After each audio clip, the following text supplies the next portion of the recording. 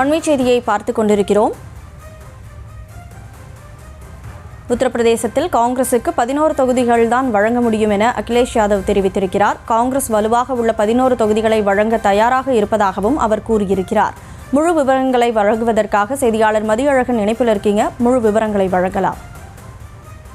இந்திய கூட்டணியில் இருக்கக்கூடிய கட்சிகளுடைய தொகுதி பங்கீடு பேச்சுவார்த்தை தற்பொழுது தொடர்ந்து இருக்கக்கூடிய சூழலில் உத்தரப்பிரதேச மாநிலத்தில் காங்கிரஸ் கட்சிக்கு 11 தொகுதிகள் மட்டுமே வழங்க முடியும் என்று சமாஜ்வாதி கட்சி தலைவர் அகிலேஷ் யாதவ் தற்பொழுது தெரிவித்திருக்கிறார். உத்தரப்பிரதேசத்தை பொறுத்த வரைக்கும் நாட்டிலேயே அதிகமான தொகுதிகளை கொண்ட மாநிலம் உத்தரப்பிரதேசம். மொத்தம் 80 தொகுதிகள் உத்தரப்பிரதேசத்தில் இருக்கின்றன. அங்கு பெருவாரியாக எந்த கட்சியோ அல்லது கூட்டணி வெற்றி பெறுகிறதோ அவர்கள் தான் ஆட்சி அமைப்பார்கள் என்ற ஒரு கருத்தும் பொதுவாக நிலவி வருகிறது.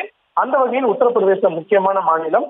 இந்த நிலையில் உத்தரப்பிரதேசத்தில் மொத்தம் இருக்கக்கூடிய 80 தொகுதிகளில் காங்கிரஸ் கட்சிக்கு 11 தொகுதிகள் தான் வழங்க முடியும் என அகிலேஷ் யாதவ் தெரிவித்திருக்கிறார். அதுவும் காங்கிரஸ் கட்சி வலுவாக இருக்கக்கூடிய ஒரு 11 தொகுதிகளை வழங்க தயாராக இருப்பதாகவும், மற்ற தொகுதிகளில் இந்த 11 தொகுதிகளை பெற்றுக்கொண்டு கூட்டணியுடைய வெற்றிக்கு காங்கிரஸ் கட்சி ஒத்துழைக்க வேண்டும் என்றும் அகிலேஷ் யாதவ் தெரிவித்திருக்கிறார். உத்தரப்பிரதேசத்தை பொறுத்த வரைக்கும் ராகுல் காந்தி அந்த காங்கிரஸ் கட்சியினுடைய காந்தி குடும்பத்தினருடைய பரம்பரை நிரந்தரமான தொகுதிகள் அங்குதான் இருக்கின்றன. அமேத்தி, ரேபரேலி ஆகிய 2 தொகுதிகளும் அங்குதான் இருக்கின்றன. கடந்த தேர்தலில் சோனியா காந்தி ரேபரேலி தொகுதியில் வெற்றி பெற்ற நிலையில் அமேத்தி தொகுதியில் போட்டியிட்ட ராகுல் காந்தி தோல்வி அடைந்தார். இந்த நிலையில் உத்தரப்பிரதேசத்தில் தற்பொழுது காங்கிரஸ் கட்சிக்கு ஒரு உறுப்பினர்கள் மட்டுமே இருக்கக்கூடிய சூழலில் தற்பொழுது 11 தொகுதிகள் வழங்க தயாராக இருப்பதாக அகிலேஷ் யாதவ் தெரிவித்திருக்கிறார். இருப்பினும் இதனை காங்கிரஸ் கட்சி ஏற்றுக்கொள்ளுமா என்ற ஒரு சந்தேகம் இருக்கக்கூடிய சூழலில் தொடர்ச்சியாக இது தொடர்பான அந்த தொகுதி பங்கீடு பேச்சுவார்த்தையானது நடைபெற்று வருகிறது.